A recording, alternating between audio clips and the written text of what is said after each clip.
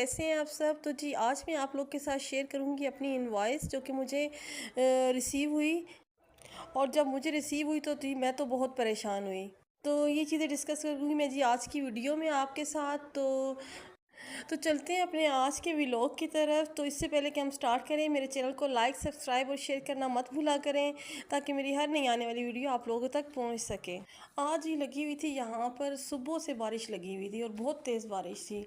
और ये मैंने मंगवाई थी बच्चों के लिए कुछ डेट्स, क्योंकि किसी ने बताया है कि आप इसको जो है वो खजूर का शेक बना के बच्चों को दें तो उससे बच्चों की हड्डियाँ बहुत स्ट्रॉन्ग होती हैं। और साथ में मैं बना रही थी जी आज एक फ्रूट चाट समझ लें या रशियन सैलेड से समझ लें, जो भी आप इसको कहना चाहें। क्योंकि फल काफ़ी सारा आया पड़ा था और इतना तो फिर वो खाया नहीं जाता इस तरह से फल, तो फिर इस तरह से मिक्स करके फ्रूट्स चाट सी बना दूँ ना मैं, तो फिर बच्चे बड़े शौक से खा लेते हैं। और गरमा भी काफ़ी बड़ा था जिसमें से हाफ़ तो मैंने यूज़ किया, तो फिर हाफ़ मैंने जो है वो फ्रिज में रख दिया। इस दफ़ा जो मेरे साथ हुआ है फूड पांडा पर, लेकिन इससे पहले आज तक कभी नहीं हुआ जब से मैंने काम स्टार्ट किया है। मेरी इनवॉइस जो है वो पूरी मतलब जितनी मेरी बनती होती थी तो वो मुझे वो ट्रांसफ़र कर दिया करते थे। लेकिन इस दफ़ा तो कुछ ऐसा हुआ है कि जैसे ही इनवॉइस मुझे रिसीव हुई तो मैं तो देखकर बड़ी परेशान हूँ, क्योंकि ज़ाहिर है मैंने तो पूरा वीक मेहनत की हुई थी, और जब बंदे ने मेहनत की होती है और उसका फिर फल नहीं बंदे को मिलता तो फिर वो आप खुद सोच सकते हैं कि इंसान के साथ उस वक्त उसकी कैफियत क्या होती है।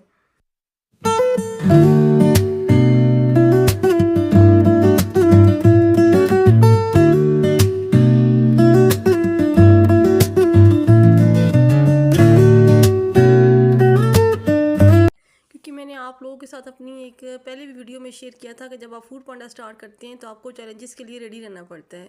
तो ये देखें जी, मेरे ऑर्डर्स तो काफ़ी सारे लगे थे और जो मेरी इनवॉइस मुझे रिसीव हुई थी ना, वो बिल्कुल ज़ीरो पर थी। बल्कि उन्होंने जो है वो प्लस जो है वो 200 और भी मुझसे मांगे थे कि जी आपके इतने भी बनते हैं।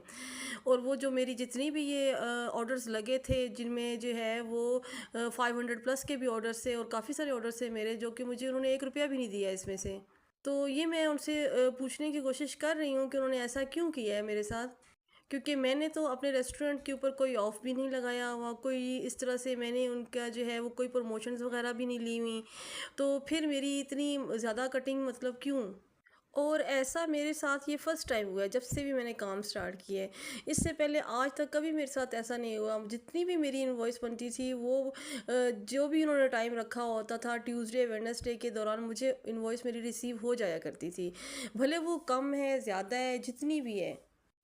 तो मैं तो ये देखकर बड़ी परेशान हूँ, क्योंकि ज़ाहिर है मैंने तो पूरा वीक काम किया था, पकाया था। फिर जैसे जब जो होम शेफ्स काम कर रहे होंगे उनको अंदाज़ा होगा कि जब आपको ऑर्डर रिसीव होता है तो आपको मतलब कितनी मुश्किल पेश आती है, क्योंकि आपके पास टाइम तो वो बिल्कुल देते नहीं है और राइडर बाहर खड़ा होता है और वो बेलों पे बल्ले दिए जा रहा होता है। तो तो ये जी देखें कि मैं यहाँ पे सफाई कर रही थी और जो मेरा छोटा बेटा था ना वो गंद फेंकी जा रहा था। मैं सफाई करती थी, वो गंद बनाई जा रहा था। तो उसकी वजह से जो मेरा काम होता है ना, जो 10 मिनट में ख़त्म होना होता है, वो जाके कहीं 30 मिनट में जाके ख़त्म होता है। तो काम ये और बढ़ा देता है मेरा। तो फिर शुक्र है अल्लाह का, मैंने साथ साथ अपने काम भी ख़त्म कर ही लिए। और आज तो फिर मैंने फूड पांडा को भी क्लोज़ ही किया हुआ था, क्योंकि ज़ाहिर है जब मुझे वो इनवॉइस इस तरह से रिसीव हुई है तो मैंने अपने फूड पांडा को जो है वो फिर क्लोज़ किया, क्योंकि जब तक मेरा ये फिर पता नहीं चलता कि इशू क्या है। क्योंकि हो सकता है कि मैं अगले वीक में भी अपना रेस्टोरेंट फिर ऑन रखूँ और पता चले कि फिर उसी वीक में भी मेरे साथ यही हुआ है और आगे से फिर वो इस तरह से मुझे पता ना चले कि क्यों कट रहे हैं मेरे पैसे। तो फिर ये तो नुकसान है सरासर ना। क्योंकि ये तो समझ में आती है कि जो उन्होंने 30% कहा होता है टैक्स, वो 30% नहीं मिला के, मैंने अपनी एक आध वीडियो में बताया भी है कि जो वो आपका सारा टैक्स वगैरह जो भी मिला के अपना काटते हैं, वो आपका कम से कम 50% बन जाता है और 50% आपके पास रिटर्न होके वापस आता है। तो ये तो सारा ही उन्होंने जो है वो काट लिया। तो जी यहाँ पर देखें जी, मैं बना रही थी भरे हुए बैंगन।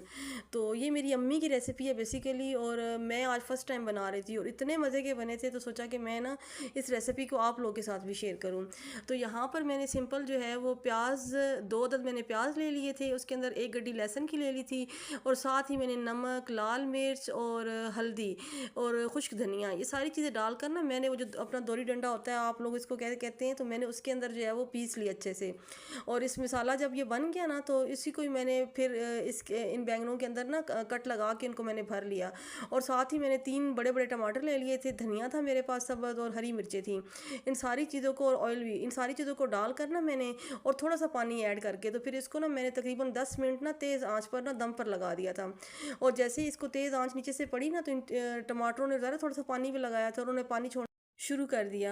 तो 10 मिनट के बाद जब मैंने ढक्कन हटाया, तो आप देखें कि उन्होंने कितना ज़्यादा पानी छोड़ा हुआ था, और फिर मैंने आँच को ना तेज़ कर दिया, ताकि, क्योंकि अगर आप इसको हल्की आँच पे रखेंगे ना, तो बैंगन फिर बहुत ज़्यादा गल जाते हैं, और वो फिर नज़र नज़र ही नहीं आते अंदर के बैंगन हैं भी कि नहीं है। तो यहाँ पर मैंने तेज़ आँच पर इसको करके फिर इसकी मैंने भुनाई कर ली, और इतने मज़े के बैंगन बने थे ना कि आप सोच भी नहीं सकते। आप इस तरह से करके आप एक दफ़ा ये भरे हुए बैंगन बनाएँ, और फिर मुझे कमेंट बॉक्स में बताइएगा कि आपको मेरी ये रेसिपी कैसी लगी है, और आपके बैंगन कैसे बने हैं। क्योंकि हम छोटे-छोटे होते थे तो हमारी अम्मी बनाती थी, तो आज मैंने स्पेशल कॉल करके अपनी अम्मी को कहा कि मुझे आप ना इसकी रेसिपी बताएँ। तो अम्मी ने फिर मुझे बताया, और मैंने आज बनाए फर्स्ट टाइम, और मैंने फर्स्ट टाइम ही बनाए और मुझसे इतने अच्छे बने।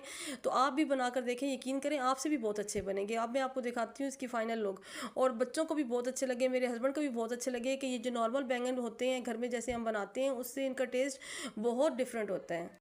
और जी साथ में मैंने बनाया था ये रायता सा, ऐसे ही जो है ना वो दही का, इसको मैंने बघार बघार वाला रायता इसको बोलते हैं। तो मैंने बस दड़ा मेरा ज़ीरा और वो जो होती नहीं है राई, उसका ना मैंने इसको तड़का सा लगा के थोड़ा सा ऑयल के अंदर फ्राई करके और दही को फेंट कर मैंने इसको तड़का लगा लिया था, और रायता बहुत ही मज़े का बना था। तो ये मेरे शामी कबाब काफ़ी दिनों से ना ख़त्म हुए हुए थे, तो सोचा आज वो भी बना लूँ। तो मैंने जो है वो इसको जो है वो गलने के लिए रख दिया, और साथ ही फिर वो मैंने इसको हाथों की मदद से इसको मैंने मैश कर दिया, ताकि वो रेशे रेशे ना मुझे उसके अंदर आते हैं। अगर इसको आप बिल्कुल बारीक पीस लेते हैं ना, तो फिर वो इसका रेशापन ख़त्म हो जाता है। तो कबाब भी मेरे बहुत मज़े के बने थे।